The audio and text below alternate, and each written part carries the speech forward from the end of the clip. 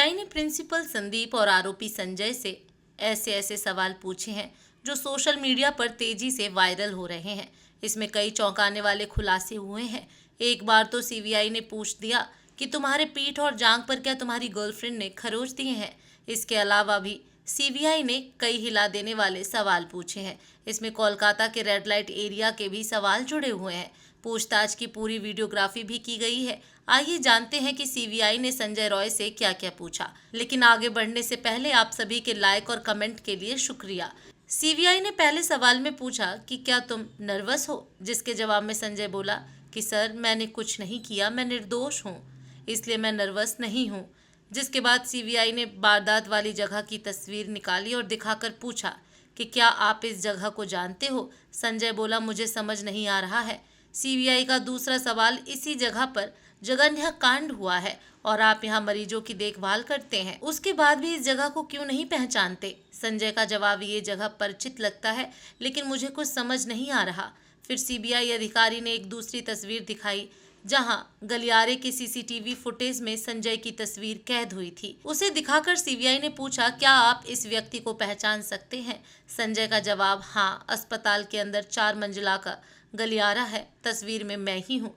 फिर सीबीआई ने पूछा वारदात के समय आप वहाँ क्या करने गए थे। संजय का जवाब बस ऐसे ही गया था, लेकिन मैंने कुछ नहीं किया। सीबीआई ने तुरंत पूछा आपने क्या नहीं किया। संजय का जवाब मैंने किसी को नहीं मारा। सीबीआई का अगला सवाल तो आप सेमिनार रूम में क्यों गए। संजय का जवाब मैं गया था लेकिन मैं सेमिनार घर में अंदर नहीं घुसा। इसके बाद सीबीआई का खून खौल उठा क्योंकि संजय झूठ बोल रहा था। सीबीआई ने पूछा कि अगर आप सेमिनार रूम में दाखिल नहीं हुए तो उस कमरे में आपके ब्लूटूथ के एक हिस्से का क्या हुआ। संजय का जवाब मुझे नहीं पता सर। सीबीआई का अगला सवाल क्या आप जानते हैं कि वह महिला डॉक्टर उस सेमिनार कक्ष में सो रही थी।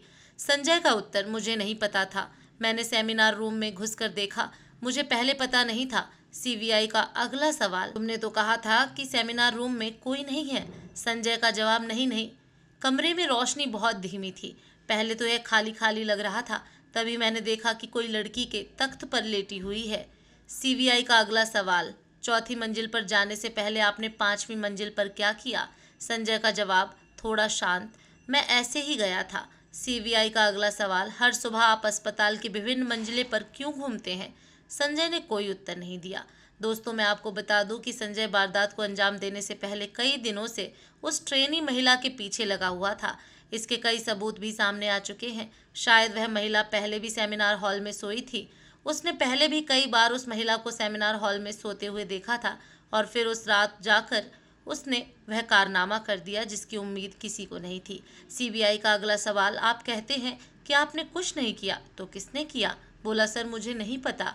सीबीआई का सवाल क्या आपने उस कमरे में किसी को देखा है। संजय बोला नहीं, मैंने किसी को नहीं देखा। सीबीआई का अगला सवाल आपने कहा कि आप उस कमरे में नहीं गए। संजय बोला मैं कमरे में नहीं घुसा, मैंने दरवाजा धक्का दिया और अंदर झांका। सीबीआई का सवाल आपने झांक कर क्या देखा। उत्तर खाली कमरा, मैंने किसी को नहीं देखा। सीबीआई का सवाल फिर आपने क्या किया। संजय का उत्तर मैं नीचे आ गया और फिर मैं घर चला गया। संजय के इस झूठे जवाब को सुनकर एक बार फिर से सीबीआई अधिकारी तिलमिला गए क्योंकि कमरे में झांकने के बाद वह 35 मिनट तक अंदर घुसा रहा। वह सोई हुई महिला पर जंगली जानवर की तरह कूद पड़ा था। वह कई दिनों से उस महिला को घूर रहा था। पूरे 35 मिनट तक उसने महिला के साथ जघन्य अपराध किए, लेकिन फिर भी वह कहता है कि मैंने झांका, देखा और घर चला गया। संजय के इस घुमाने वाले जवाब को सुनकर सीबीआई ने सीसीटीवी फुटेज का समय दिखाकर पूछा खाली झांकने में 35 मिनट से ज्यादा समय क्यों लगा। सीबीआई का यह सवाल सुनते ही संजय बिल्कुल चुप हो गया क्योंकि इसी 35 मिनट में उसने पूरे भारत को हिला दिया था। लेकिन उसके बाद सीबीआई ने संजय से सबसे खतरनाक सवाल पूछ दिया। सीबीआई ने एक और तस्वीर दिखाकर पूछा कि बताइए कि आपकी बाईं जांघ के पीछे पीठ पर और बाएं हाथ पर ये खरोच कैसे आई है।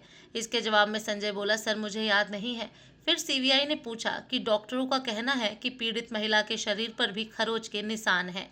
संजय बोला इसका मुझे ध्यान नहीं। दरअसल दोस्तों संजय ने जब उस ट्रेनी डॉक्टर महिला के साथ सेमिनार हॉल में जबरदस्ती की थी तो उस वक्त महिला ने अपनी सुरक्षा के लिए अपने नाखून से संजय के ऊपर वार किया था। इसके बाद संजय ने भी उन पर तेज प्रहार किए थे और उनके शरीर के कई हिस्सों से ब्लड निकल रहा था।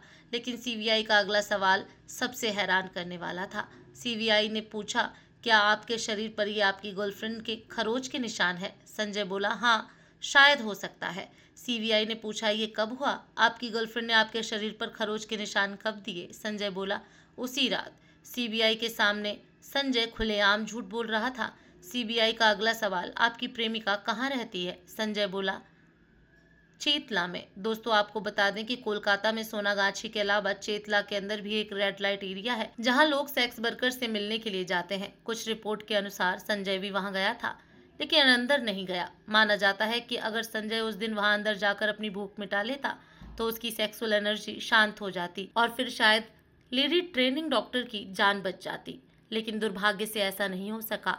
सीबीआई का अगला सवाल, माना कि आपकी गर्लफ्रेंड चेतला में रहती है, लेकिन आप उस रात उनसे मिलने नहीं गए थे? संजय बोला, ना, मैं गया था सर, मेरा दोस्त भी मेरे साथ था। सीबीआई का अगला सवाल, आपके मित्र ने हमें बताया कि आप चेतला में अंदर नहीं घुसे, तुम बाहर खड़े थे, आपका दोस्त रेड लाइट एरिया में अंदर गया था? संजय बोला, मैं भी अंदर गया था। मेरा दोस्त सौरभ गलत कह रहा है। आपको बता दें कि जहां संजय से पूछताछ हो रही थी वहां से थोड़ी दूरी पर दिख रही एक जगह पर संजय का दोस्त सिविक वॉलंटियर सौरभ भी बैठा हुआ था। संजय रॉय के साथ ही सिविक वॉलंटियर सौरभ ने पूछताछ में दावा किया कि चेतला के कोठे से निकलने के बाद उस रात संजय रॉय का मूड बहुत खराब था।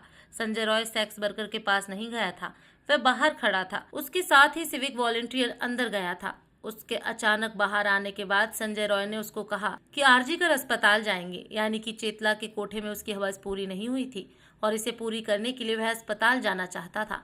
जब संजय को उसके साथ ही सिविक वॉलंटियर ने रोकने की कोशिश की तो संजय रॉय ने कहा कि केवल तुम ही करोगे, मैं भी हूँ। इतना कहकर वह अपनी हवस मिटाने किसी खूंखार जानवर की तरह अस्पताल में घुस गया। सीबीआई का अगला सवाल, आपकी गर्लफ्रेंड भी कहती है कि आप नहीं गए, इसके अलावा आप उस वक्त किसी दूसरी गर्लफ्रेंड से व्हाट्सएप पर चैट कर रहे थे, क्या ये सही है? संजय चुप, कोई उत्तर नहीं है। इसके अलावा भी सीबीआई ने कुछ और हल्के फुल्के सवाल किए थे, उसे भी जान लेते हैं। सीबीआई का सवाल, 8 अगस्त को क्या आप आरजीकर अस्पताल गए थे? आरोपी संजय बोला, हाँ। सीबीआई का प्रश्न, आप कब गए? संजय बोला, मैं सुबह गया था। सीबीआई का सवाल, आप अस्पताल क्यों गए? संजय का जवाब, मेरे दोस्त के एक रिश्तेदार का एडमिशन था। सीबीआई का सवाल, अस्पताल में आप कितने समय तक रुके? संजय का जवाब, मैं दोपहर को बाहर आ गया था। सीबीआई का अगला सवाल, क्या आप उसके बाद दोबारा गए? संजय थोड़ी देर चुप रहा। अगला सवाल, आप क्या सोचते हैं, कहिए, क्या आप दोबारा अस्पताल गए थे? जवाब, हाँ, मैं गया था। सीबीआई ने पूछा, दोबारा आप कब गए? संजय बोला कि अस्पताल में दोबारा शाम को गया था। सीबीआई ने पूछा, ठीक ठीक बताओ, आप शाम को कब गए थे? संजय का जवाब, मरीजों की देखभाल करना मेरा काम है, तो इसलिए मुझे कई बार अस्पताल जाना पड़ता है। सर, टाइम ठीक से याद नहीं आ रहा। इसके अलावा भी सीबीआई ने संजय से कई बड़े बड़े सवाल किए हैं जो धीरे धीरे बाहर आ रहे हैं। उसे लेकर हम आपके साथ नेक्स्ट वीडियो में हाजिर होंगे। सीबीआई आरोपी संजय रॉय से पॉलीग्राफ टेस्ट में और भी सवाल पूछ रही है। इस टेस्ट में 3 तरह के सवाल होते हैं, relevant, irrelevant and control question. चेतला के कोठे से संजय डायरेक्ट अस्पताल क्यों गया, इसे लेकर सीबीआई काफी कुछ जानना चाहती थी। सीबीआई के अधिकारी यही जानना चाहते थे कि संजय रॉय आखिर क्यों आरजीकर अस्पताल लौटा, क्या इसके पीछे किसी की साजिश थी, क्या उसने पहले से प्लानिंग बना रखी थी और वह अपनी प्लानिंग को अंजाम देने के लिए आरजीकर अस्पताल लौटा था। सीबीआई इससे पहले संजय रॉय को आरजीकर अस्पताल भी ले गई थी और पूरी वारदात को रिक्रिएट किया था। अब पूछताछ के आधार पर सीबीआई दूसरे राज जानने की कोशिश कर रही है। अब आइए जानते हैं पूर्व प्रिंसिपल संदीप घोष से पूछे गए वो 25 सवाल, जिसे सुनकर खुद प्रिंसिपल कांपने लगे थे। पहला सवाल, क्या आपका नाम संदीप है? आप अपना मोबाइल नंबर बताएं, कितने फोन रखते हैं वो भी बताएं। दूसरा सवाल, क्या आपका जन्म कोलकाता में हुआ है? तीसरा सवाल, क्या वारदात वाले दिन आप हॉस्पिटल में थे? चौथा सवाल, क्या आज शनिवार है? क्या आपको पता है कि पीड़िता का रेप किसने किया? क्या आपने कभी झूठ बोला है? क्या आसमान का रंग नीला है? क्या आपको पता है कि पीड़िता का मर्डर किसने किया? क्या पीड़िता का गैंग रेप हुआ था? क्या पुलिस को आपने इस वारदात की जानकारी दी थी? क्या आपने वारदात वाले दिन पीड़िता को देखा था या उससे मुलाकात हुई थी? क्या आपके और पीड़िता के बीच किसी तरह का विवाद था? क्या आपने पीड़िता के परिजनों को इस हत्या को आत्महत्या बताया था? क्या वारदात की सूचना पुलिस को देर से दी गई? अगर हाँ, तो क्यों? आप खुद एक डॉक्टर हैं, क्या आपको नहीं लगता कि क्राइम सीन को सुरक्षित रखना जरूरी होता है। क्राइम सीन का रिनोवेशन क्यों करवाया आपने? क्या किसी ने आपको ऐसा करने के लिए कहा था? परिवार को जो जानकारी थी, क्या वो किसी के कहने पर दी गई? सबूतों के साथ छेड़छाड़ एक अपराध है, इसकी जानकारी है आपको? क्राइम सीन को आपने जांच पूरी होने तक सुरक्षित क्यों नहीं रखा? वारदात के बाद आपने तुरंत अपना इस्तीफा क्यों दिया? इतनी जल्दी किस बात की थी? आपको रिजाइन करने के लिए किसी ने दबाव बनाया था? वारदात के बाद किस किस से बात की? वारदात की जानकारी फोन पर किस किस को दी? क्या संजय रॉय को जानते हो? अगर हाँ तो कब से, कितनी बार मिले? 8-9 अगस्त को मिले थे क्या? दोस्तों, कोलकाता केस में अभी कई चौंकाने वाले खुलासे सामने आ रहे हैं, जिसे लेकर हम जल्द ही आपके सामने हाजिर होंगे। सभी तरह के क्राइम अपडेट्स के लिए आप हमारे चैनल टॉप क्राइम स्टोरी को सब्सक्राइब जरूर कर ले। इस वीडियो में फिलहाल इतना ही। आप देख रहे थे टॉप क्राइम स्टोरी। धन्यवाद।